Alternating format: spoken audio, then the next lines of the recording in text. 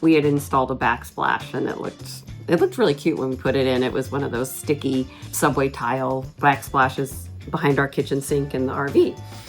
Well, after a year, it's peeling off and it looks like poop. I had this great idea to make a backsplash with all these national park vintage kind of looking postcards of all the places we've been. So I'm going to lay them out and we're going to make a backsplash. We'll show you how we do it as we go.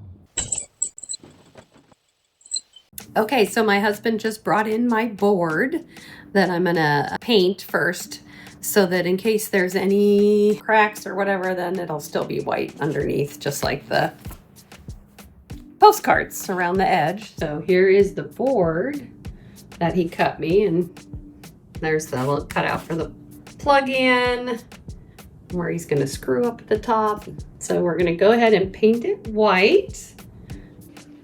All right, so I got it all painted, and now we're just going to try to lay out all of my postcards to make it look cute.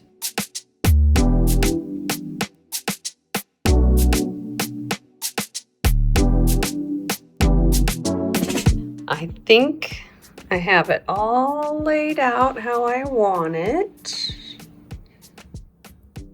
Now I need to get my glue on. I did have to cut some of the postcards to fill in the end of this, just so that it all looks like it flows.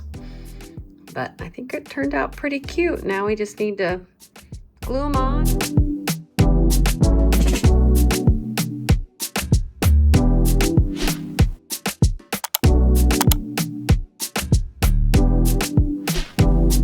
Okay, so we got all of our postcards on the board that my husband had cut for me.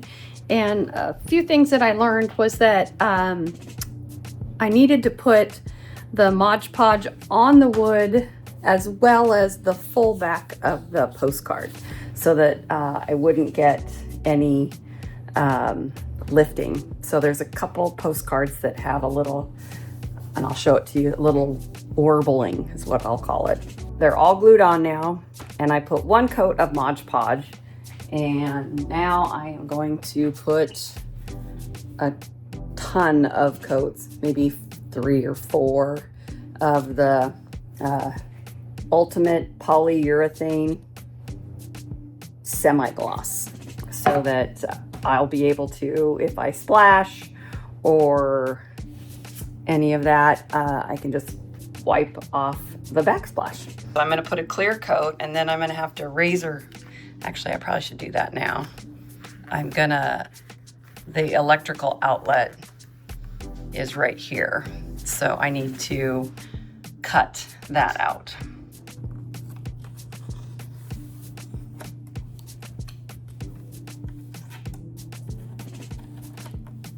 All right. Now it says to stir this, not shake.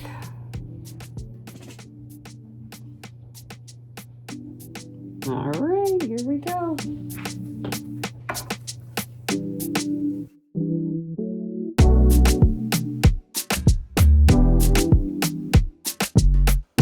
We're going to put the final coat of my polyurethane on. I already started here. Just gonna spread it out, and then I'll get it all perfect on here. And then John's gonna put a trim on it, and then we're gonna hang it in the RV.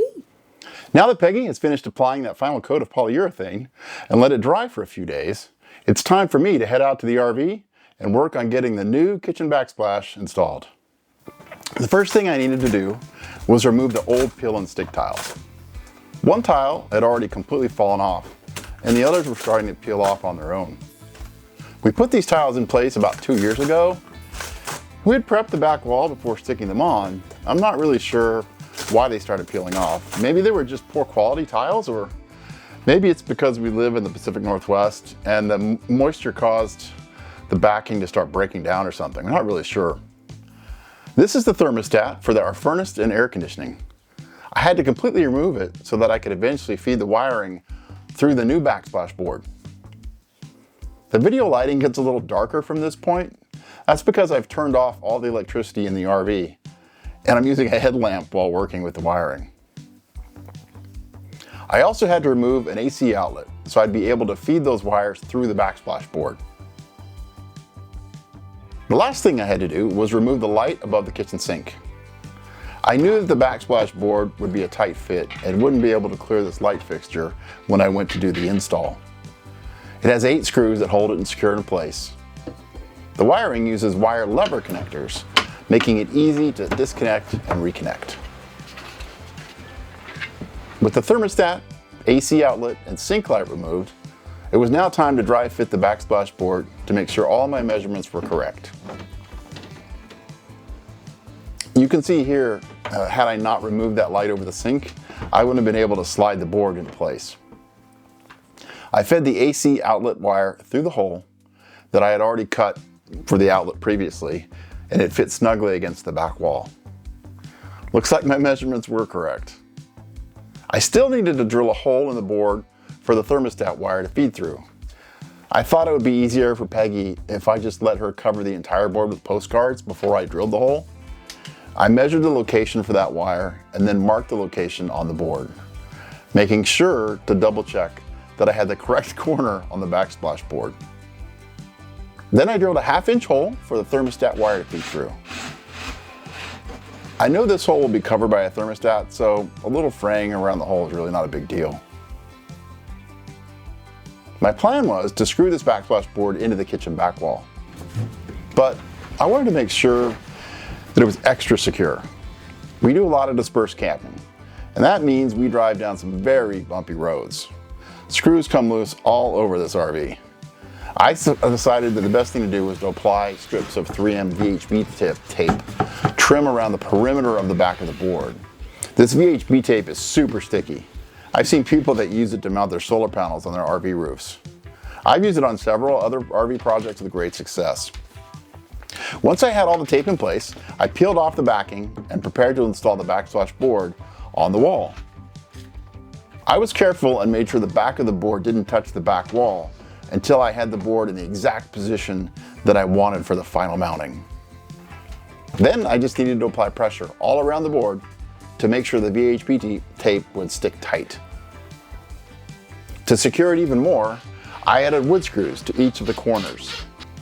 This should hold up much better than those old peel and stick tiles. Next, I reinstalled the thermostat by screwing the 2 wood screws that hold it in place. I believe there are 8 color-coded wires that I had to reconnect. I took a picture on my phone before I disconnected the wire, so I knew exactly how to rewire it. Then I had to connect the kitchen sink light back up, reattach the fixture to a cabinet that was right above.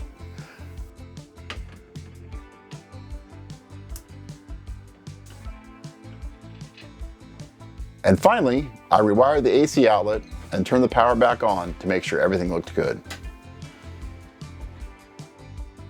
And we're done. What an improvement. There's a lot of white paint throughout our RV, so the postcards really stand out. I did leave a 1-inch gap at the bottom of the board that I thought I might trim it out later. It doesn't really stand out because the back wall is white and it sort of blends in okay. We bought this 18-year-old motorhome about 3 years ago and did a complete interior renovation on it.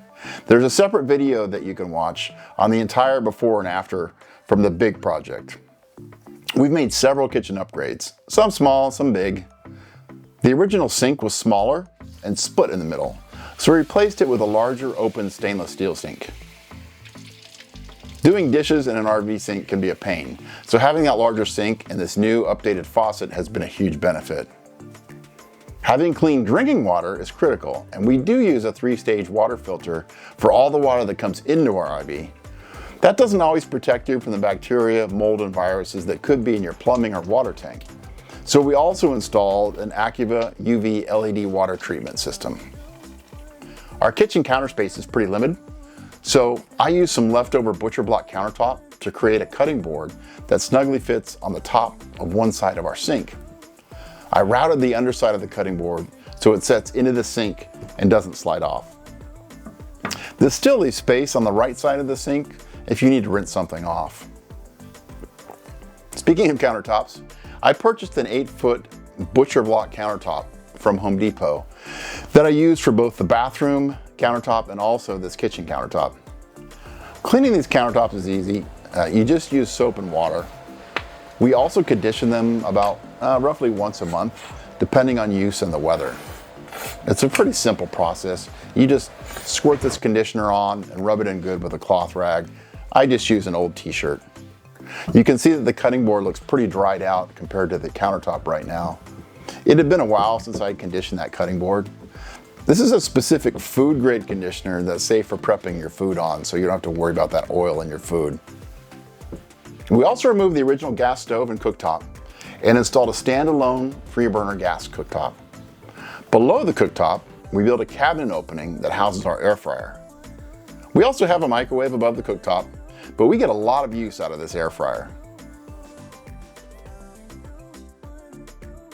Storage space is always at a premium in RVs, and we tried to find ways to maximize it when we built the new cabinets. One simple hack you can do if you have a deep kitchen drawer is to add strips of wood on the inside of each of the drawer sides that will make it easy to set a kitchen utensil organizer on top of. It leaves a lot of space below for other kitchen items. We hope this short video gave you some ideas on upgrades you can make to your RV kitchen. Peggy's idea to collect postcards as we travel around the country and then use those to decorate our kitchen backsplash turned out really great. If you have other cool ideas or any questions about this project, please share them in the comments below. Good luck on your RV projects, and we hope to see you on the road.